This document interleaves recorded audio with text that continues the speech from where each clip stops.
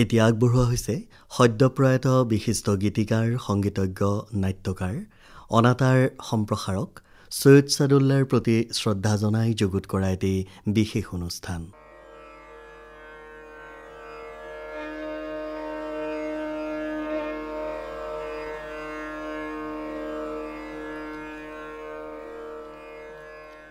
আকাশবাণী ডিব্ৰুগড়ৰ অগণন অনুৰাগীৰ প্ৰিয় কণ্ঠ, বহুবোৰ অমীয়া গীতৰ সুৰকাৰ, গীতিকাৰ, নাট্যকাৰ, অনাতাঁৰ নাটৰ দক্ষ পৰিচালক, প্ৰযোজক, আকাশবাণীৰ গ্ৰেড গীটাৰ বাদক, সংগীত প্ৰযোজক, আবৃত্তিকাৰ, জনপ্ৰিয় অনাতাঁৰ ঘোষক সৈয়দ ছাদুল্লাই ধৰাধাম এৰি আজি অৰ্থাৎ ৩০ অক্টোবৰৰ পুৱা 10:33 পৰলোকলৈ গমন কৰে।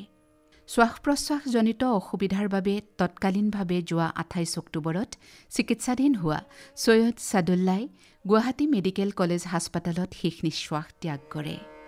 আকাশবাণী ডিব্ৰুগড়ৰ আৰম্ভণি কালৰে পৰা অনুষ্ঠানটিৰ সৈতে জড়িত হৈ অনন্য প্ৰতিভাধৰ সৈয়দ ছাদুল্লাদেৱে ১৯৭১ চনৰ পৰা ১৯৭৫ চনলৈ ইংৰাজী আৰু অসমীয়া ভাষাৰ নৈমিত্তিক ঘোষক হিচাপে কেন্দ্ৰটিলৈ সেৱা আগবঢ়াইছিল। পিছত ১৯৭৫ চনত মলসুবছাত আকাশবাণী ডিব্ৰুগড়ৰ স্থায়ী ষ্টুডিঅ' নিৰ্মাণ হোৱাৰ পাছত তেখেতে বিভাগীয় শিল্পী হিচাপে যোগদান কৰে। ১৯৮৩ চনৰ পৰা ১৯৮৫ চনলৈ আকাশবাণী বম্বে কেন্দ্ৰতো তেখেতে সেৱা আগবঢ়াইছিল। পিছত ১৯৮৫ চনত পুনৰ আকাশবাণী ডিব্ৰুগড়ত যোগদান কৰি যোৱা ২০০৮ চনত এই কেন্দ্ৰটিৰ পৰাই অৱসৰ গ্ৰহণ কৰে। তেখেতৰ সৈতে সান্নিধ্যৰ স্মৃতি সোঁৱৰি আকাশবাণী ডিব্ৰুগড়ৰ একালৰ কেন্দ্ৰ সঞ্চালক লুৎফুৰ ৰহমান ডাঙৰীয়াই এনেদৰে কয়, সৈয়দ ছাদুল্লাহ আমাৰ মাজত নাই সঁচা, কিন্তু তেওঁ আকাশবাণী ডিব্ৰুগড় কেন্দ্ৰৰ যিখিনি অৱদান দি গ'ল সেই অৱদানখিনি সদায় থাকিব। ১৯৭৫ চনত যেতিয়া ডিব্ৰুগড়লৈ বদলি হৈ আহোঁ তেতিয়া প্ৰায় সৈয়দ ছাদুল্লাৰ লগত মোৰ নিবিড় সম্বন্ধ হৈছিল। গভীৰ অনুভূতি আৰু নিশ্চয়তাভাৱে কাম কৰি যোৱাটো স্বভাৱ আছিল। প্ৰতিটো কামেই অতি সূক্ষ্ম অনুভূতিয়ে তেওঁ কৰিছিল আৰু শ্ৰোতাই বিচৰা যিখিনি বিচাৰে সেই বস্তুখিনি তেওঁ দিবলৈ সদায় চেষ্টা কৰি আছিল, সদায় দি গৈছিল। কিমান যে অনুষ্ঠানত তেওঁ ভাগ লৈ আকাশবাণী ডিব্ৰুগড় কেন্দ্ৰক উজ্জ্বল কৰি কৰিছে তাৰ লেখ যোগ দিবলৈ, কিন্তু নাই। মৃত্যু অনিবাৰ্য, মৃত্যু আহিবই যাবই, কিন্তু সৈয়দ ছাদুল্লাই দি যোৱা অনুদানখিনি, অৱদানখিনি আৰু তেওঁৰ মৰমখিনি কেতিয়াও পাহৰিব কোনো নোৱাৰে আৰু নাপাহৰো। শ্ৰোতাই অন্তত আশা কৰিছো আল্লাহে তেওঁক উচ্চ স্থান দি জন্নতত দাখিল কৰিব। আমিন। সৈয়দ ছাদুল্লা আছিল আকাশবাণীৰ স্বীকৃতিপ্ৰাপ্ত গীতিকাৰ, নাট্যশিল্পী আৰু প্ৰথম শ্ৰেণীৰ গীটাৰ বাদক তথা সংগীত প্ৰযোজক। তেখেতৰ দ্বাৰা ৰচিত বহু সংখ্যক উৎকৃষ্ট নাটক আকাশবাণী ডিব্ৰুগড় কেন্দ্ৰযোগে সম্প্ৰচাৰ হৈ আহিছে। আকাশবাণী ডিব্ৰুগড়ত কৰ্মৰত হৈ থকা অৱস্থাতে তেখেতে ২০খনতকৈও অধিক তথ্যালেখ্য লিখিছিল আৰু প্ৰযোজনা কৰিছিল। বন্যপ্ৰাণীক বিষয় হিচাপে লৈ লিখা অলপ অশ্ৰু বিচাৰি আৰু শিশু শ্ৰমিকক লৈ লিখা দেৱতা তথ্যালেখ্য দুখনিৰ বাবে তেখেতে আকাশবাণীৰ ৰাষ্ট্ৰীয় পুৰস্কাৰত প্ৰথম স্থান লাভ কৰিছিল। পৰৱৰ্তী সময়ত গান্ধীজী নামৰ তথ্যালেখ্যখনিৰ বাবে আকাশবাণীৰ বিশেষ ৰাষ্ট্ৰীয় পুৰস্কাৰ লাভ কৰিছিল। নৱচেতনাৰ উন্মেষ তেখেতৰ ৰাষ্ট্ৰীয় সন্মান পোৱা আন এখন তথ্যালেখ্য। বিচাৰ আৰু উৰুষা নাট দুখনিৰ বাবে তেখেতে লাভ কৰিছিল দ্বিতীয় শ্ৰেষ্ঠ নাটকৰ ৰাষ্ট্ৰীয় পুৰস্কাৰ। বিশিষ্ট নাট্যকাৰ অসীম শৰ্মাই ছাদুল্লাদেৱক সোঁৱৰে এনেদৰে, সৈয়দ ছাদুল্লাৰ দাদাক আমি মৰমতে ৰেজবিকা বুলি মাতিছিল আৰু বহুত সোনকালে যিহেতু ৰেডিঅ'ত ময়ো সোমাইছিলো নাটকত, ৰেজবিকাহঁত এক প্ৰকাৰ গুৰুৰ নিচিনা, কাৰণ তেওঁলোকৰ নাটকৰ যিটো শৈলী আছিল, বিশেষকৈ ৰেডিঅ'ৰ কথা কৈছো মই, ৰেডিঅ'ৰ যিটো শৈলী আছিল সেইটো অপূৰ্ব শৈলী। আজিও চাগে ৰেজবিকাই কৰা নাটকবিলাকৰ অসমৰ যিখিনি মানুহে শুনিছে অন্তত প্ৰত্যেকৰ মনত ছাদুল্লাৰ সেই অভিনয়বিলাক মনৰ ভিতৰত সোমাই আছে। আৰু আমাৰো আমি যেতিয়া তেওঁলোক কৰো, তেওঁৰ প্ৰডাকশ্যনৰ ময়ো অভিনয় কৰিছো বা তেওঁৰ লগত নাটক যথেষ্টখিনি নাটক কৰিছো, আমি বহুত কথা ৰেডিঅ'ৰ বহুত অভিনয় শৈলীবিলাক তেওঁৰ পৰা শিকিছো। আৰু মানুহৰ মনৰ ভিতৰত সুৰকাৰ, গীতিকাৰ, নাট্যকাৰ এই মানুহজনৰকৈও বেছিকৈ বোধহয় সোমাই আছে মানুহৰ অন্তৰত তেওঁৰ সেই মাতটো, যাদুকৰী কণ্ঠটো। সেই নাটকৰ শৈলীবিলাকৰ পৰা আমি লাহে লাহে বহুত কথা শিকিছিলোঁ, যিবিলাক পিছত আমাৰ ৰেডিঅ'ৰ নাটক লিখিবলৈ গৈ বহুত আমাৰ সহায় হৈছিল। নাট্যকাৰ হিচাপে তেওঁৰ যিমানখিনি গুণ, সেই মানুহজন হঠাতে আমাৰ মাজৰ পৰা গুচি যোৱাটো সঁচাকৈ মই মনৰ পৰা বৰ কষ্ট পাইছোঁ আৰু তেওঁৰ আত্মাৰ চিৰশান্তি কামনা কৰিছোঁ। ডিব্ৰুগড়ৰ সাংস্কৃতিক জগতখনক বিশেষ কৰি তোলা এটি বেণ্ড আছিল কুইভাৰ্ছ। ৬০ৰ দশকত এই বেণ্ডটিয়ে সমগ্ৰ ৰাজ্যতে খ্যাতি অৰ্জন কৰিছিল। সৈয়দ ছাদুল্লাহ আছিল এই বেণ্ডটিৰ গীটাৰিষ্ট। সেই কুইভাৰ্ছ বেণ্ডৰে কণ্ঠশিল্পী আৰু ড্ৰামাৰ ৰাজেন গোহাঁই অভিন্ন বন্ধুক সুঁৱৰি তেখেতে এনেদৰে কয়, যাৰ যেতিয়া যাবলগীয়া আছে তো যাবই, তথাপিতো বেয়া লাগিছে, কাৰণ গোটেই একেটা ঘৰতে একেখন বিচনাতে কিমান ৰাতি পাৰ কৰিলোঁ ক'ব নোৱাৰো। কিমান গান বাজনা কৰিলোঁ, ৰেডিঅ'ত চাকৰি কৰি থকা অৱস্থাটো কিমান একেলগে কিমানখিনি প্ৰগ্ৰেম কৰিছিলোঁ ৰাতি 10-12 বজালৈকে। সেইবিলাক কথা মনত পৰিলে বেয়া লাগে এতিয়া। সকলোৱেতো জানেই মানে আমি কিমান গুণসম্পন্ন ব্যক্তি এজনক আমি হেৰুৱাবলগীয়া হ'ল। একাধাৰে গীতিকাৰ, সুৰকাৰ, খুব সুন্দৰ গীটাৰো বজাইছিলে, ৰেডিঅ'ত চাকৰিও আৰম্ভ কৰিছিলে গীটাৰিষ্ট হিচাপে, তাৰপিছতে নাটক কৰিছিলে, ফিচাৰ কৰিছিলে, কিমান যে কি নকৰিলে। আৰু সেইবিলাকৰ কাৰণে কিমান এই গোটেই ষ্টেচনটোৰ কাৰণে, ডিব্ৰুগড় আকাশবাণীৰ কাৰণে কিমান বঁটাও বুটলিবলৈ সক্ষম হৈছিল গোটেই ৰাষ্ট্ৰীয় পৰ্যায়ত। আৰু শেষলৈকে মানে আমাৰ বন্ধুত্ব তেনেকৈয়ে আছিল। আজি 3 দিনমানৰ আগেয়ে সি কৈছে বোলে ড্ৰামা এখন কৰিবলগীয়া আছিলে আৰু ৰাজেনৰ গাত এটা কৰিবলগীয়া আছিলে। সৈয়দ ছাদুল্লাদেৱৰ একালৰ সহকৰ্মী, আকাশবাণীৰ সহকাৰী সঞ্চালক হিচাপে অৱসৰ লোৱা এয়া অৱনী ৰঞ্জন পাঠক ডাঙৰীয়া। সৈয়দ ছাদুল্লাহ আমি ৰেজবিৰা বুলিয়েই সম্বোধন কৰিছিলোঁ। তেখেতক মই 94লৈ আমি একেলগে আকাশবাণী ডিব্ৰুগড় কেন্দ্ৰত কাম কৰিছোঁ। মই প্ৰগ্ৰেম এক্সিকিউটিভ আছিলোঁ আৰু ৰেজবিৰাটো অলৰাউণ্ডাৰ। আমি কৈছিলোঁ যে ডিব্ৰুগড়ৰ এছেট আৰু বহুমুখী প্ৰতিভাৰ এগৰাকী শিল্পী সৈয়দ ছাদুল্লাহ, তেখেতক আমি একোৰে তুলনা কৰিব নোৱাৰো। তেখেতৰ কণ্ঠস্বৰ, কাৰণ তেখেত এগৰাকী পাশ্চাত্য সংগীতৰ ঘোষক হিচাপে আকাশবাণী ডিব্ৰুগড় কেন্দ্ৰত প্ৰৱেশ ঘটিছিল। পৰৱৰ্তী সময়ত তেখেত যেনিবা ষ্টাফ আৰ্টিষ্ট হ'ল, মিউজিক কম্প'জাৰ হ'ল আৰু বিভিন্ন অনুষ্ঠানৰ লগত জড়িত হৈ পৰিল। আৰু তাৰ লগতে তেখেতে আকাশবাণী ডিব্ৰুগড় কেন্দ্ৰৰ বহুতো কালজয়ী গীতৰ স্ৰষ্টা। ভবা নাছিলো যে এনেকে ৰেজবিৰাক আমি হেৰুৱাব লগা হ'ব। মই ইমান দুখ পাই গলো মানে প্ৰথমেই, কাৰণ এনেকুৱা এটা দুখ মই আৰু এটা পাইছিলো এসময়ত খুব বেছি। জ্যোতিষ দা যেতিয়া ঢুকাইছিলে সেই সময়ত ৰেজবিৰা আমি একেলগে অবিচৰি প্ৰগ্ৰেম এটা কৰিছিলো সংগীতৰ, যিবিলাক গীতত কণ্ঠ নিগৰাইছিল জ্যোতিষ দাই। আৰু সেই দিনটোৰ কথা মোৰ মনত পৰে, ডিব্ৰুগড়ৰ ডাবিং ৰুমত আমি যেতিয়া একেলগে কাম কৰি ডাব কৰি আছিলো অনুষ্ঠানটো, সৈয়দ ছাদুল্লাহ চকুৰে পানী নিগৰি আছিল। ইমান চফ্ট হৃদয়ৰ অন্তৰৰ মানুহ সৈয়দ ছাদুল্লাহ, আৰু তেওঁৰ কণ্ঠস্বৰ, যিটো কণ্ঠক আমি গল্ডেন ভইচ বুলিয়ে কৈছিলো। ছাদুল্লাহ আজি নাই, এই কথাটো যেন মোৰ কাৰণে বৰ সহনীয় কথা নহয়, মানে ভাবিব পৰা নাই, মই বিশ্বাস কৰিব পৰা নাই। তেওঁৰ আত্মাৰ চিৰশান্তি কামনা কৰিব, আৰু কি কম মই। আকাশবাণীৰ অৱসৰপ্ৰাপ্ত কৰ্মকৰ্তা তথা বিশিষ্ট চলচ্চিত্ৰ সমালোচক এয়া উৎপল দত্ত ডাঙৰীয়াই ছাদুল্লাদেৱৰ বিয়োগত তেখেতৰ সৈতে থকা সান্নিধ্যৰ স্মৃতিচাৰণ কৰি এনেদৰে কয়, ছাদুল্লাক লগ পাইছিলোঁ মই যেতিয়া আকাশবাণী ডিব্ৰুগড় কেন্দ্ৰত চাকৰি কৰিবলৈ যাওঁ তেতিয়া। কিন্তু তেওঁৰ চিনাকিটো আছিল তাৰ বহু আগৰ পৰা। সেই চিনাকিৰ মূল কাৰণ আছিল তেওঁ কৰা গানৰ সুৰ। জ্যোতিষ ভট্টাচাৰ্যদেৱৰ এটি গান আছিল, যোৱাৰ পৰত হৰা শেৱালি বুটলি কি হ'ব কোৱা, আৰু এটি গান আছিল অহাৰ দৰে উভতি আঁতৰি গলা। সেই দুয়োটা গানেই আমাৰ মনত এনেদৰে সোমাই আছিল যে তাৰ স্ৰষ্টাজনক লগ পোৱাৰ হাবিয়াস এটা আছিল। আৰু যেতিয়া আকাশবাণী ডিব্ৰুগড়ত চাকৰি কৰিবলৈ গ'লো তেতিয়া প্ৰথমতে লগ পালোঁ, আৰু গানৰ সুৰকেইটাই সুৰকাৰটোৰ বিষয়ে এটা যি ধৰণৰ ইমেজৰ সৃষ্টি কৰে তেওঁৰ মাজত সেইটো বিচাৰি পাইছিলোঁ। ওখ সুদৰ্শন নম্ৰ ভদ্ৰ আৰু কোমল সুৰৰ কথা বাৰ্তা কোৱা মানুহ। লাহে লাহে আমাৰ ঘনিষ্ঠতা বাঢ়িছিল। বিভিন্ন কামত সহযোগ কৰি দিছিল। তেখেতৰ লগত মোৰ কাম আৰু কামৰ বাহিৰেও এটা ভাল সম্বন্ধ স্থাপন হৈছিল। তেখেতৰ লগত মই কৰা এটা গুৰুত্বপূৰ্ণ কাম আছিল ভূপেন হাজৰিকাৰ কণ্ঠৰ এটি গীত পানীবন্ধন।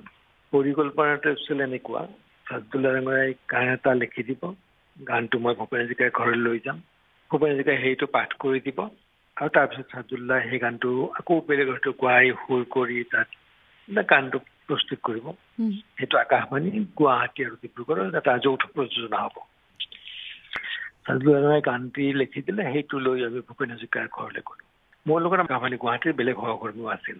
ভূপেন হাজৰিকাই গানটো চালে, চাই পিছে আখৰবিলাক বৰ সৰু হৈছে, এইটো ডাঙৰ ডাঙৰ আখৰ কৰি লৈ আহিবা যাতে মই দূৰৰ পৰা পঢ়িব পাৰোঁ। আকৌ আহি গানটো আমি ডাঙৰ ডাঙৰ আখৰ টাইপ কৰি ডাঙৰ আখৰত প্ৰিণ্ট কৰিলোঁ, কৰি ভূপেন দাই এটা তাৰিখ দিলে, সেই তাৰিখত গৈ ভূপেন দাই গান গাই দিলোঁ। মোৰ লগত আছিল প্ৰবাল শৰ্মা।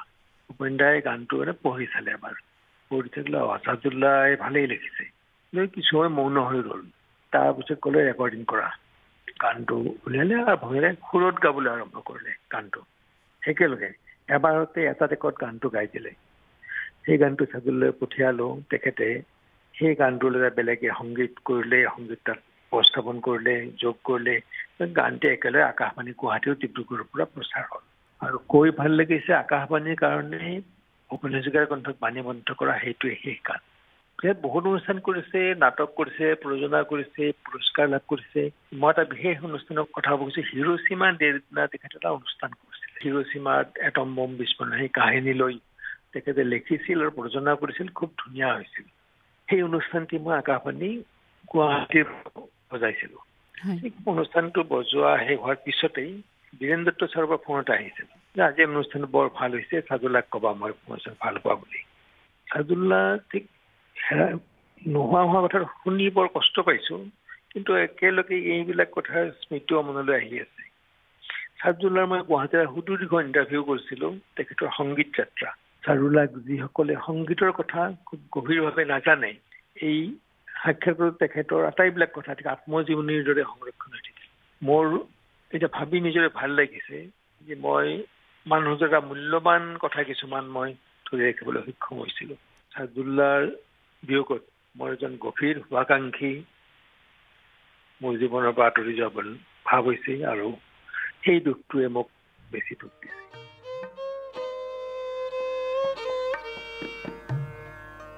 আকাশবাণী ডিব্ৰুগড়ত দীৰ্ঘদিন ধৰি ছাদুল্লাদেৱৰ সৈতে একেলগে কাম কৰা বিশিষ্ট অনাতাঁৰ সম্প্ৰসাৰক এয়া হীৰেণ গোহাঁই।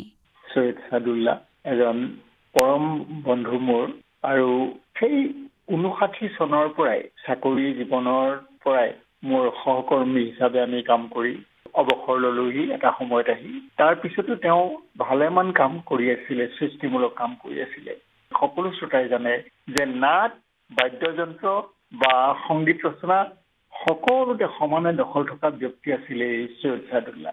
আমি দেখি আহিছিলোঁ যে তেওঁ কোনো এটা বিষয় বাদ নিদিয়ে, সংগীতৰ লগত জড়িত কোনো এটা বিষয়ে তেওঁ বাদ নিদিয়ে আৰু সকলোতে তেওঁ সফলতা আহৰণ কৰি আহিছে। আৰু এই যে নাটক বা সংগীতালেখ্য আলেখ্য এইবোৰৰ প্ৰযোজনাৰ যোগেৰে তেওঁ যে ৰাষ্ট্ৰীয় পুৰস্কাৰ বুটলিবলৈ ক্ষমতা এটা আছিলে তেওঁৰ, আমাৰ আকাশবাণী ডিব্ৰুগড় কেন্দ্ৰকো যে ধন্য কৰি থৈ গ'ল ইমান দিনে শ্ৰোতা দৰ্শকে, সেই কথাও গম পায়।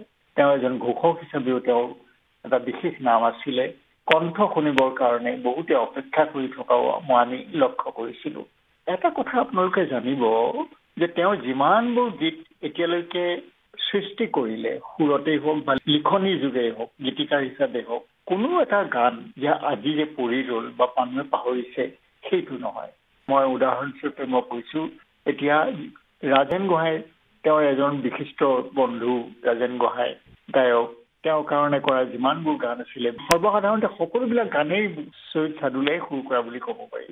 ৰাজেন গোহাঁই সেই বৰষা তুমি আহা না বা যিজোপা বকুল তলত, সেই গীত জ্যোতিষ ভট্টাচাৰ্যৰ কাৰণে কৰা গীত সাগৰৰ দৰে আহিছিলা, ডলি ঘোষে গোৱা গীত সত্যেন শৰ্মাৰ ৰজনীগন্ধা তোমাৰ সুবাসে, আৰু এটা অতিপাত জনপ্ৰিয় গীত সূৰ্য কুমাৰ ৰাজাই লিখা গীত মন্দিৰা শৰ্মাৰ লাহিৰীয়ে গোৱা গীত অহাৰ দৰে উভতি আঁতৰি গলা, বা সংগীতা বৰঠাকুৰে শেহতীয়াভাৱে গোৱা এটি গীত কাজিৰঙাৰ দৰে এইবোৰৰ সুৰৰ বিষয়ে আৰু আমাৰ শ্ৰোতাক একো ক'ব প্ৰয়োজন নাই।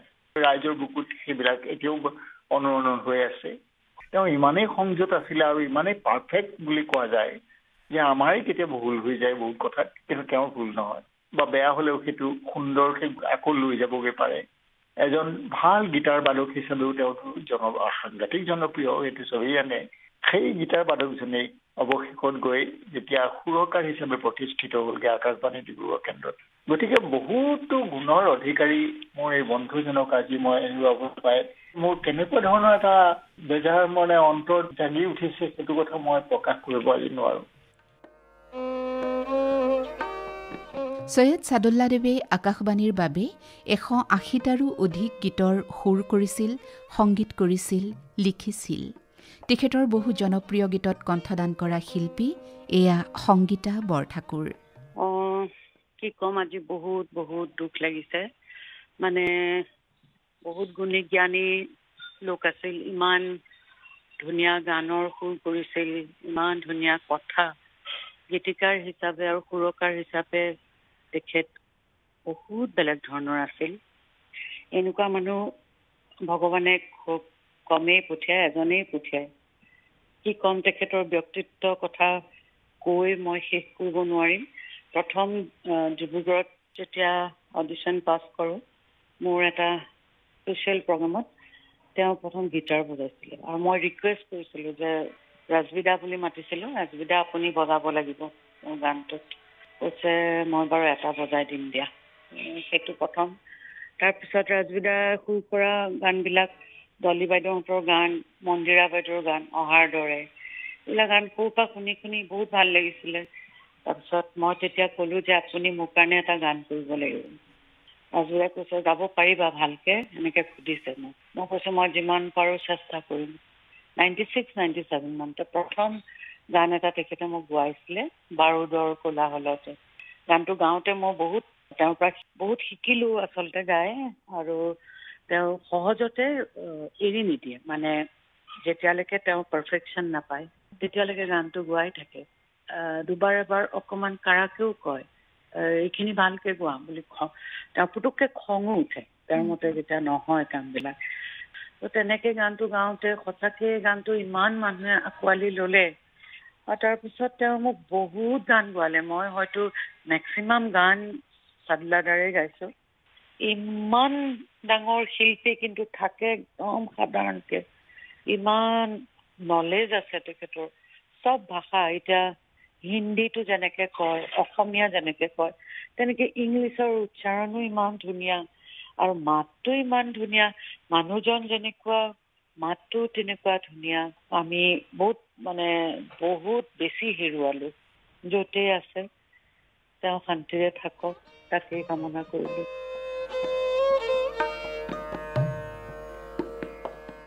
সৈয়দ ছাদুল্লাদেৱৰ সৈতে সান্নিধ্যৰ স্মৃতি সোঁৱৰি এয়া বিশিষ্ট গায়ক লোকনাথ গোস্বামী।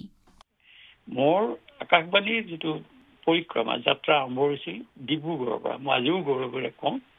গতিকে সেই ডিব্ৰুগড়লৈ গান গাবলৈ যেতিয়া মই গ'লোঁ, তেতিয়া যিসকল শিল্পীক লগ পালোঁ সেইসকলৰ ভিতৰত সৈয়দ ছাদুল্লা এজন আছিল। কিন্তু তাৰ আগতেই কুইভাৰ্ছৰ শিল্পী হিচাপে গোটেই গ্ৰুপটোৱে যেতিয়া অসমৰ বিভিন্ন ঠাইত অনুষ্ঠান কৰে, আমি বৰ হেঁপাহেৰে তেওঁলোকৰ অনুষ্ঠান চাবলৈ গৈছিলোঁ। গতিকে তেতিয়াৰ পৰা ভিতৰি এটা ভাবিছিলোঁ যে কেনেকৈ এই মানুহবিলাকক লগ পোৱা যাব। এটা সময়ত সঁচাকৈ মোৰ সৌভাগ্য যে ডিব্ৰুগড়লৈ গৈ ডিব্ৰুগড় আকাশবাণী কেন্দ্ৰত এই মানুহবিলাকক লগ পালোঁ। সংগীতৰ ওপৰত তেওঁৰ দখল, ভাষাৰ যিটো জ্ঞান আৰু ব্যক্তিত্ব, পাৰ্চনেলিটি, এই গোটেইবিলাকে মোক মোহিত কৰিছিল। আকাশবাণী ডিব্ৰুগড়তেই বাণীবদ্ধ হোৱা মোৰ এটি গীত অতিশয় তেওঁ ভাল পাইছিল, হেৰুদাৰ আমোলমোল শেৱালিৰ গুণ। যেতিয়াই মোক যি মুহূৰ্ততে লগ পায় তেওঁ অকণমান গুণগুণাই কয় লোকনাথ গোস্বামীৰ মৃত্যু নাই। মই হঠাৎ সুধো যে আপুনি হঠাৎ মৃত্যুৰ কথা কিয় ক'লে?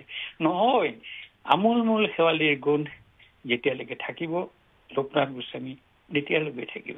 সেই মনটোৰ কথা, সেই কথাখিনি আজিও মোক এই মুহূৰ্তত মোক খুব আৱেগিক কৰি তুলিছে। মই বেছি কথা ক'ব নোৱাৰিম। তেওঁ আচলতে ইমান সোনকালে যাব বুলি ভাবিব পৰা নাছিলো, কিন্তু যিখিনি সময় থাকিল বহুত আমাক তেওঁ দি থৈ গ'ল, কিন্তু আমি একো দিব নোৱাৰিলো। হয়তো তেওঁ আৰু পাবলগীয়া আছিলে, হয়তো তেওঁ আশাও কৰে, সদায় এইবিলাক তেওঁ অলপ ইমান বিচৰাও নাছিলে। গতিকে আজি এই মুহূৰ্তত ইয়াতকে আৰু বেছি কথা ক'ব খোজা নাই, কিন্তু মই এটা কথাই ক'ম, আমি এজন ভাল মানুহ, এজন ভাল সংগীত শিল্পী সকলো ফালৰ পৰাই হেৰুৱালো। জাতিটোৰ কাৰণে অপূৰণীয় ক্ষতি। সৈয়দ ছাদুল্লাদেৱৰ জন্ম হৈছিল 1948 চনত শিৱসাগৰত। তেখেতৰ পিতৃ আছিল প্ৰয়াত আৰফান উল্লাহ আৰু মাতৃ আছিল আনোৱাৰা বেগম। জন্মগত প্ৰতিভাধৰ ছাদুল্লাদেৱে সলসলীয়াকৈ ক'ব পাৰিছিল কেইবাটিও ভাষা।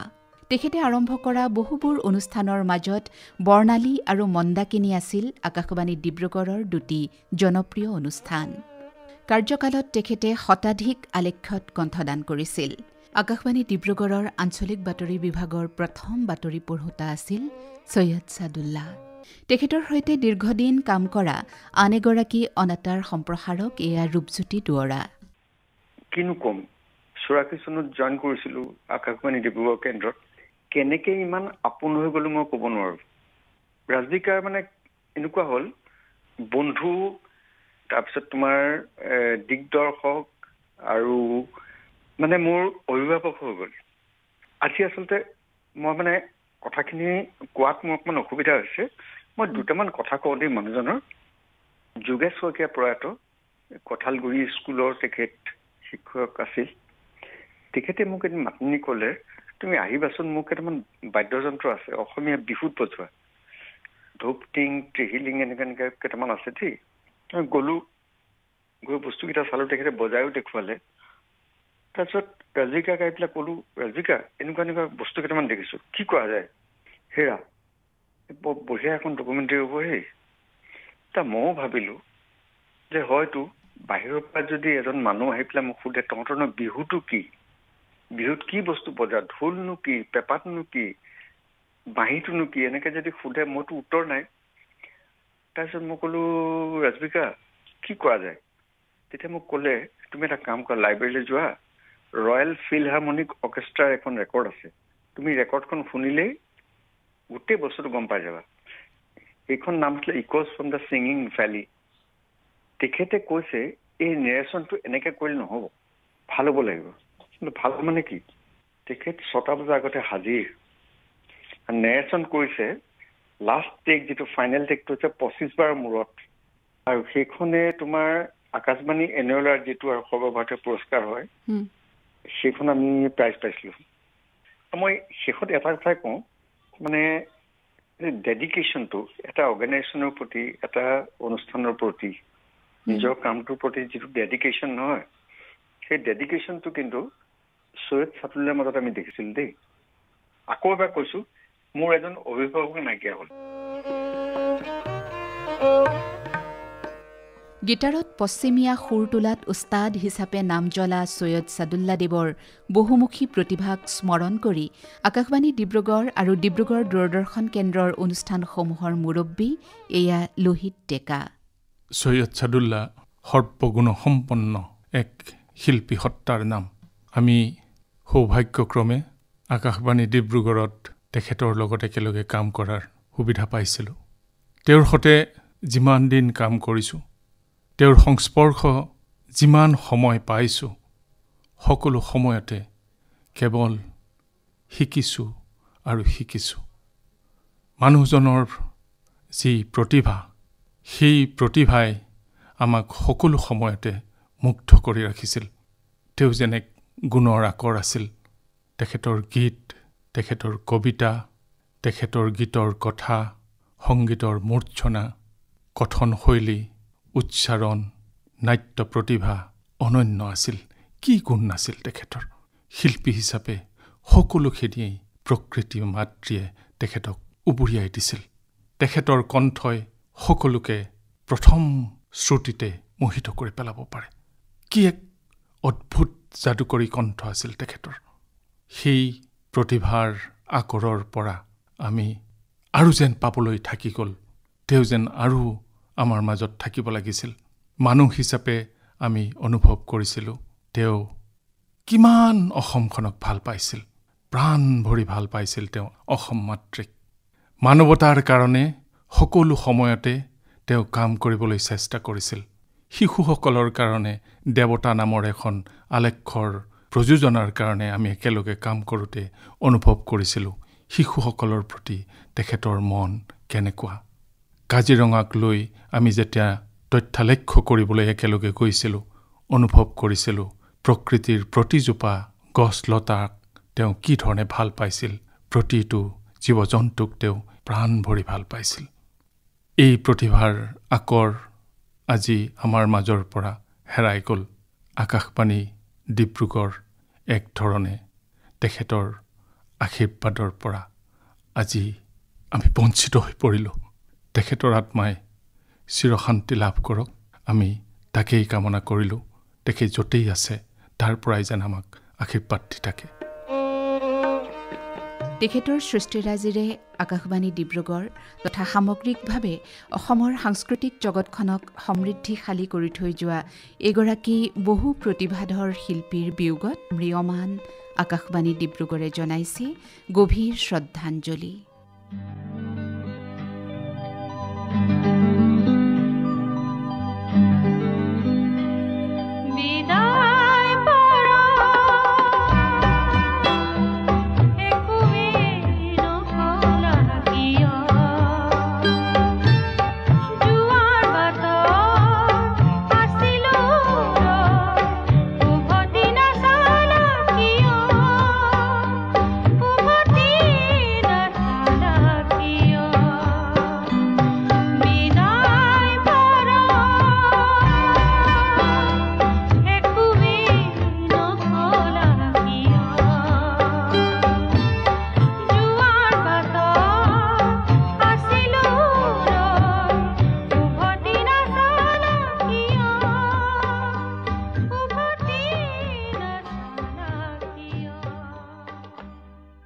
ইমান পৰে সদ্যপ্ৰয়াত বিশিষ্ট গীতিকাৰ, সংগীতজ্ঞ, নাট্যকাৰ, অনাতাঁৰ সম্প্ৰসাৰক সৈয়দ ছাদুল্লাৰ প্ৰতি শ্ৰদ্ধা জনাই যুগুত কৰা বিশেষ অনুষ্ঠানটি শুনিলে।